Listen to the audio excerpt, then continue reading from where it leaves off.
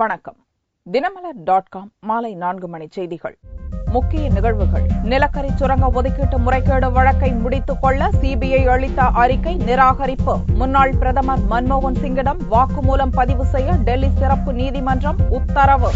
Granite முறைகேடு விசாரணை மதுரையில் தீவிரம். IAS அதிகாரி சகாயத்திற்கு பதிவு தபாலில் கொலை மிரட்டல். வேலூர் மாவட்டத்தில் 6ஆம் வகுப்பு பள்ளி மாணவி பலாத்கார படுகொலை. பிஞ்சு குழந்தையை கசக்கி எறிந்த காமுகர்கள் தப்பி ஓட்டம். விரிவான செய்திகள். நிலக்கரி சுரங்க ஊழல் வழக்கில் முன்னாள் பிரதமர் மன்மோகன் சிங்கின் வாக்குமூலத்தை பதிவு செய்யும்படி டெல்லி சிறப்பு நீதிமன்றம் சிபிஐக்கு உத்தரவிட்டுள்ளது. ஒடிசாவில் உள்ள 2 நிலக்கரி சுரங்கம் தொழிலதிபர் குமார்மங்கலம் பிர்லாவுக்கு சொந்தமான ஹிண்டால்கோ நிறுவனத்துக்கு 2005இல் ஒதுக்கீடு செய்யப்பட்டன.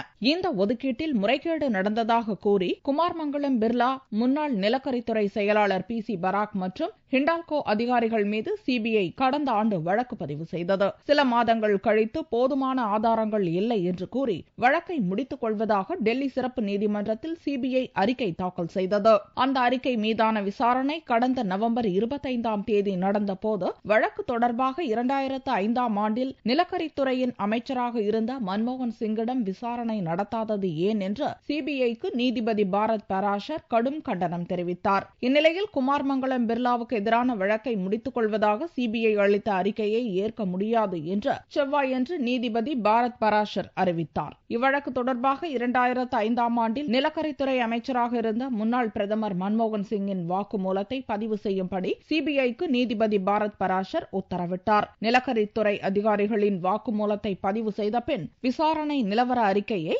ஜனவரி 27ஆம் தேதி தாக்கல் செய்யவும் சிபிஐக்கு நீதிபதி உத்தரவிட்டார். கிரானைட் முறைகேடு குறித்து விசாரணை நடத்தும் IAS அதிகாரி சகாயத்திற்கு வந்துள்ள கொலை மிரட்டல் கடிதம் குறித்து போலீசார் விசாரணை மேற்கொண்டுள்ளனர். மதுரை கிரானைட் குவாரி முறைகேடு குறித்து IAS அதிகாரி சகாயம் 2ஆம் கட்ட விசாரணையை திங்கட்கிழமையன்று துவக்கினார். 2வது நாளாக செவ்வாய்க்கிழமையன்றும் பொதுமக்களிடம் புகார் மனுக்களை அவர் வாங்கினார். இந்நிலையில் சகாயம் விசாரணை நடத்தும் கனிம வளத்துறை அலுவலகத்திற்கு திங்களன்று மாலை ஒரு பதிவு தபால் வந்தது. அக்கடிதத்தில் கிரானைட் குவாரி குறித்து விசாரணை நடத்தக்கூடாது என்றும், தொடர்ந்து விசாரணை நடத்தினால் சகாயத்தை கொலை செய்து குவாரியில் வீசி விடுவதாகவும் மிரட்டல் விடப்பட்டிருந்தது. தனது உறவினர்கள் கிரானைட் குவாரி தொழிலில் ஈடுபட்டிருப்பதால் அவர்களுக்கு சிக்கல் வரும் என்பதால் சகாயம் விசாரணையை தொடரக்கூடாது என்றும் கூறப்பட்டிருந்தது. ஈரோட்டிலிருந்து குமார் என்பவரின் பெயரில் வந்த அந்த கொலை மிரட்டல் கடிதத்தில் நெடுஞ்சாலைத்துறை உதவி செயற்பொறியாளராக பணியாற்றும் தனது மனைவிக்கு பதவி உயர்வு அளிக்க நடவடிக்கை எடுக்க வேண்டும் என்றும் கோரப்பட்டிருந்தது. இக்கொலை மிரட்டல் கடிதம் குறித்து போலீசார் விசாரணை நடத்தி வருகின்றனர். IAS அதிகாரி சகாயத்திற்கு பாதுகாப்பை பலப்படுத்த வேண்டும் என்று பல்வேறு அமைப்பினர் வலியுறுத்தியுள்ளனர்.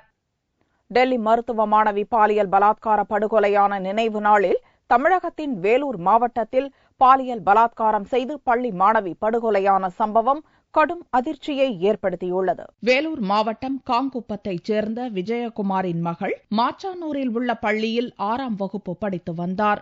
தினமும் பள்ளிக்கு 4 கிலோமீட்டர் தூரம் சைக்கிளில் சென்று வந்த மாணவி திங்களன்று வெகு நேரமாகியும் வீடு திரும்பவில்லை. இந்நிலையில் செவ்வாயன்று காலை முருக்கம்பட்டு பகுதியில் உள்ள ஒரு மாந்தோப்பில் மாணவியின் கை கால்கள் கட்டப்பட்ட நிலையில் வாயில் துணி அடைத்து அலங்கோலமான நிலையில் பிணமாக கிடந்தார். சம்பவ இடத்திற்கு விரைந்து வந்த கேவி குப்பம் போலீசார் மாணவியின் உடலை மீட்டு பிரேத பரிசோதனைக்காக அனுப்பினர். பாலியல் பலாத்காரம் செய்யப்பட்டு மாணவி கொலை செய்யப்பட்டது தெரிய வந்துள்ளது.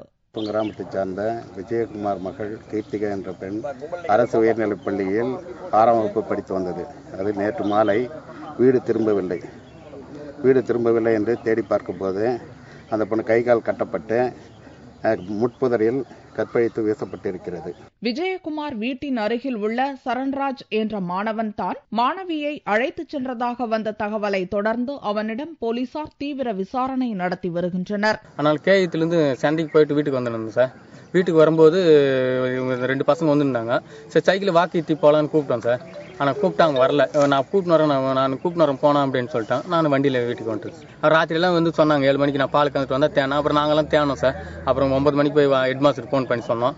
அப்புறம் தேடியும் அப்புறம் கிடைக்கல. காலையில் வெடிகாலம் வந்து அவங்க உடனே பார்த்துட்டு மாமா பாப்பா இங்கே அச்சு போட்டுக்கிறாங்க அப்படின்னா. அப்புறம் பாலை நிறுத்திட்டு நேரமாக வந்து தோப்பில் பார்த்தா கை கட்டி 7 மலை சார் கை இப்படி கட்டிட்டு அண்ணா கையில் கருப்பு கையில் கட்டிட்டு இருந்தது. பெரும் அதிர்ச்சியை ஏற்படுத்தியுள்ள இக்கொடூர சம்பவம் குறித்து மாவட்ட எஸ்பி செந்தில்குமாரி விசாரணை மேற்கொண்டுள்ளார். டிசம்பர் 16 டெல்லி மருத்துவ மாணவி ஓடும் ரயிலில் 6 பேரால் கற்பழிக்கப்பட்ட 2ஆம் ஆண்டு நினைவு தினம் அனுசரிக்கப்படும் வேளையில் வேலூர் பள்ளி மாணவி கற்பழிப்பு தமிழகத்தில் கடும் அதிர்ச்சியை ஏற்படுத்தியுள்ளது. மதமாற்ற விவகாரத்தால் ராஜ்யசபாவின் அலுவல்கள் தொடர்ச்சியாக 4வது நாளாக பாதிக்கப்பட்டன. செவ்வாயன்று ராஜ்யசபா கூடியதும் மார்க்சிஸ்ட் உறுப்பினர் சீதாராம் யெச்சூரி கிறிஸ்துமஸ் விடுமுறை தின சர்ச்சையை கிளப்பினார். கிறிஸ்துமஸ் நாளில் பள்ளிகளை திறந்திருக்க கேட்டுக்கொள்ளும் அரசு உத்தரவு நகல் தன்னிடம் இருப்பதாகவும் அதை சபையில் தாக்கல் செய்ய விரும்புவதாகவும் அவர் கூறினார். அப்போது காங்கிரஸ், சமாஜ்வாடி, பகுஜன் சமாஜ், திரிணாமுல் காங்கிரஸ், ஐக்கிய ஜனதா தளம் உறுப்பினர்கள் ஆக்ரா மதமாற்ற விவகாரத்தை எழுப்பினர். பிரதமர் மோடி சபையில் விளக்கம் அளிக்க வேண்டும் என்று கோஷமிட்டபடி எதிர்க்கட்சி உறுப்பினர்கள் சபையின் மைய பகுதியை முற்றுகையிட்டனர்.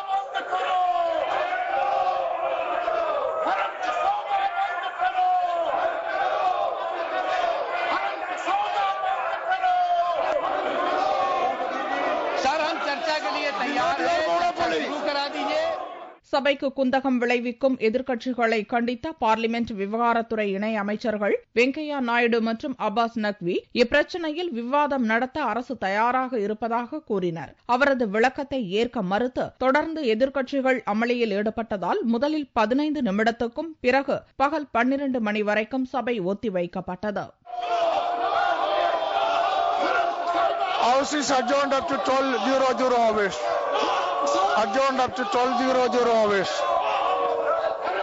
சபை தலைவர் ஹமீத் அன்சாரி தலைமையில் மீண்டும் சபை கூடிய போதும் மதமாற்ற விவகாரத்தை கிளப்பி எதிர்க்கட்சிகளின் உறுப்பினர்கள் அமளியில் ஈடுபட்டதால் அடுத்தடுத்து சபை ஒத்திவைக்கப்பட்டது. மதமாற்ற விவகார பிரச்சினையை எதிர்க்கட்சிகள் எழுப்பிய போது தமிழக எம்பிக்கள் அதில் பங்கேற்காமல் அமைதியாக இருந்தனர். இதனிடையே ஆக்ராவில் முஸ்லிம்களை மதமாற்றியதில் முக்கிய பங்காற்றிய இந்து அமைப்பைச் சேர்ந்த நந்த் கிஷோர் வால்மீகியை உத்தரப்பிரதேச போலீசார் செவ்வாயன்று கைது செய்துள்ளனர்.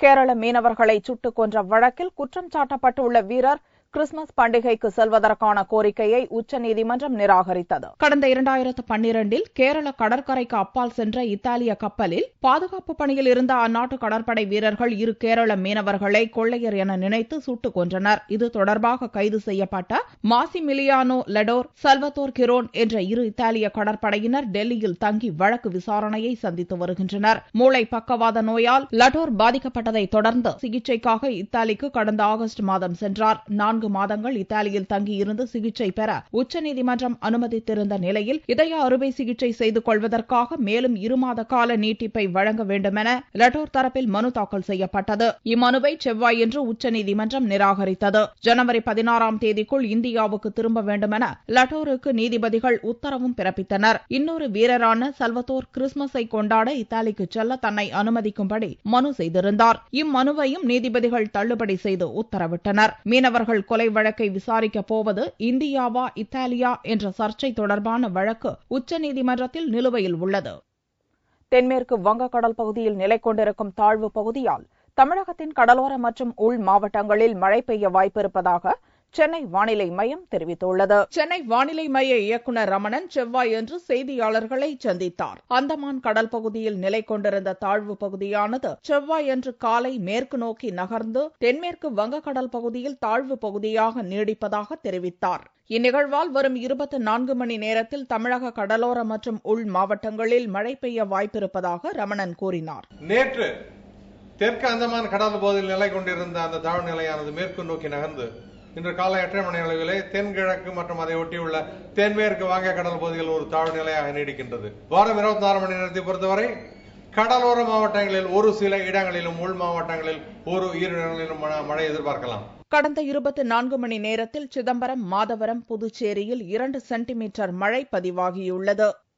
இந்தியா பாகிஸ்தான் போரின் வெற்றி தினத்தில் உயிர் நீத்த ராணுவ வீரர்களுக்கு மரியாதை செலுத்திய ராணுவ அமைச்சர் எந்த சவாலுக்கும் இந்தியா தயார் என்று உறுதி தெரிவித்தார். கடந்த 1971 ஆண்டில் பாகிஸ்தானுக்கு எதிரான போரில் இந்தியா வாகை சூடியதை முன்னிட்டு ஒவ்வொரு ஆண்டும் டிசம்பர் 16ஆம் தேதி வெற்றி தினமாக அனுசரிக்கப்படுகிறது. 45வது வெற்றி தினத்தை முன்னிட்டு செவ்வாயன்று டெல்லி இந்தியா கேட்டில் அமைந்துள்ள போர் வீரர் நினைவிடத்தில் அஞ்சலி செலுத்தும் நிகழ்ச்சி நடந்தது. ராணுவ அமைச்சர் மனோகர் பாரிக்கர், ராணுவ தளபதி ஜெனரல் தல்பீர் சிங் சுஹாக், கடற்படை தளபதி அட்மிரல் R.K. தோவான், விமானப்படை தளபதி ஏர் மார்ஷல் அருப்ரஹா ஆகியோர் நினைவிடத்தில் மலர் வளையம் வைத்து உயிர் துறந்த போர் வீரர்களுக்கு அஞ்சலி செலுத்தினர்.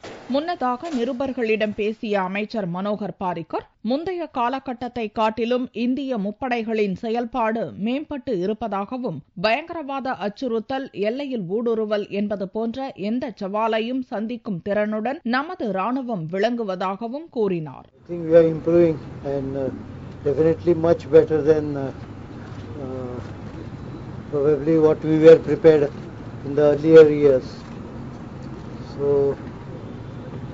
Ultimately, that comes with the situation. Each situation differs, but I think we are quite well prepared. கடந்த 1971 ஆண்டு போரில் பாகிஸ்தானிய படைகளை இந்தியா வெற்றி கண்டதன் பலனாகவே பாகிஸ்தானில் இருந்து கிழக்கு பாகிஸ்தான் சுதந்திரம் பெற்று வங்கதேசம் எனும் புதிய நாடாக மலர்ந்தது குறிப்பிடத்தக்கது. சனிப்பெயர்ச்சியை முன்னிட்டு திருநள்ளாறில் லட்சக்கணக்கான பக்தர்கள் நள தீர்த்த குளத்தில் நீராடி சுவாமி தரிசனம் செய்தனர். புதுச்சேரி மாநிலம் திருநள்ளாறில் அமைந்துள்ள சனீஸ்வர பகவான் கோவில் உலக பிரசித்தி பெற்றது. 2.5 ஆண்டுகளுக்கு ஒருமுறை நடக்கும் சனி பெயர்ச்சி இந்த ஆண்டு டிசம்பர் 16ஆம் தேதியான செவ்வாய்க்கிழமையன்று நிகழ்ந்தது. மதியம் 2:43 சனி பகவான் துலாம் ராசியிலிருந்து விருச்சிக ராசிக்கு இடம்பெயர்ந்தார். சனி பெயர்ச்சியை முன்னிட்டு திருநள்ளாறில் லட்சக்கணக்கான பக்தர்கள் திரண்டனர். முன்னதாக திங்கட்கிழமையன்று இரவு உற்சவ மூர்த்தி தங்க காக்கை வாகனத்தில் எழுந்தருளி பக்தர்களுக்கு காட்சியளித்தார். இதையடுத்து செவ்வாய்க்கிழமை மதியம் சிறப்பு பூஜைகள் நடந்தன. நீலாஞ்சன சமாபாசம் ரவிபுத்திரம் யமாக்ரஜம் சாயா மார்த்தாண்ட சம்பூதம் தன்னமாமே சனீஸ்வரம். உலக பிரசித்தி பெற்ற இந்த திருநள்ளாறு சனீஸ்வர பகவான் திருக்கோவிலின் சனிப்பெயர்ச்சி விழாவானது மிகச் சிறப்பாக நடைபெற்றுக் கொண்டிருக்கிறது. லட்சக்கணக்கான பக்தர்கள் வெளி மாநிலங்களிலிருந்தும் வெளிநாடுகளிலிருந்தும் ஏராளமானவர்கள் தற்போது நலத்தீர்த்தத்தில் எண்ணெய் ஸ்நானம் செய்து தில தீபமேற்றி ஸ்ரீ சனீஸ்வர பகவானை வழிபாடு செய்து வருகிறார்கள். இந்த நல்ல தினத்தில் எல்லோரும் சேர்ந்து சனீஸ்வர பகவானை வழிபட்டு நீண்ட ஆயுளையும் நிறைவான செல்வ வளத்தையும் பெற பிரார்த்திக்கிறேன். சனிப்பெயர்ச்சி விழாவையொட்டி காரைக்கால் மாவட்டத்தில் பள்ளி, கல்லூரிகளுக்கு விடுமுறை அளிக்கப்பட்டது. அரசு உத்தரவுப்படி மதுபான கடைகள் மூடியிருந்தன. இவ்விழாவில் 1500 போலீசார் பாதுகாப்பு பணியில் ஈடுபட்டனர். மழை வேண்டி வேலூர் ஜலகண்டேஸ்வரர் கோவிலில் 1008 சங்காபிஷேகம் மற்றும் லட்ச தீப வழிபாடு நடந்தது. வேலூர் மாவட்டம் கோட்டையில் உள்ள ஜலகண்டேஸ்வரர் கோவிலில் கார்த்திகை கடைசி திங்கட்கிழமையை முன்னிட்டு சிறப்பு வழிபாடு நடத்தப்பட்டது. இதில் மழை வேண்டியும் உலக நன்மைக்காகவும் விவசாயம் செழிக்க வேண்டியும் 1008 சங்குகள் வைத்து அபிஷேகம் நடத்தப்பட்டது. பின்னர் வேத மந்திரங்கள் முழங்க சிறப்பு பூஜைகள் மற்றும் தீபாராதனை காட்டப்பட்டன.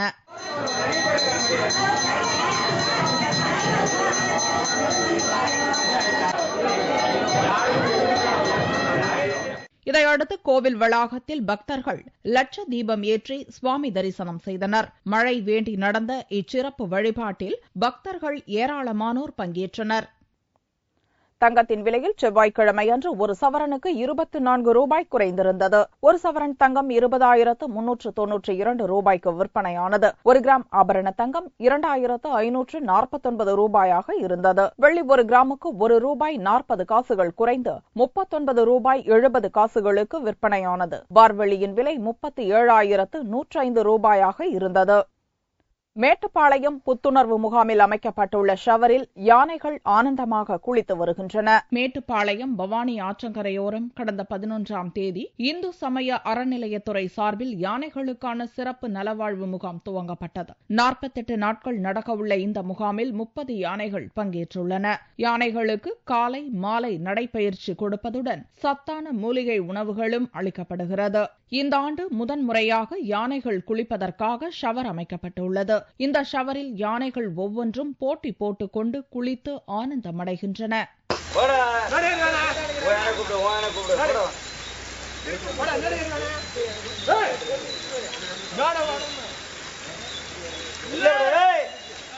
ஒவ்வொரு யானையும் நட்புடன் தும்பிக்கையை பிடித்து விளையாடி வருவது பாகன்கள் மத்தியில் மகிழ்ச்சியை ஏற்படுத்தியுள்ளது.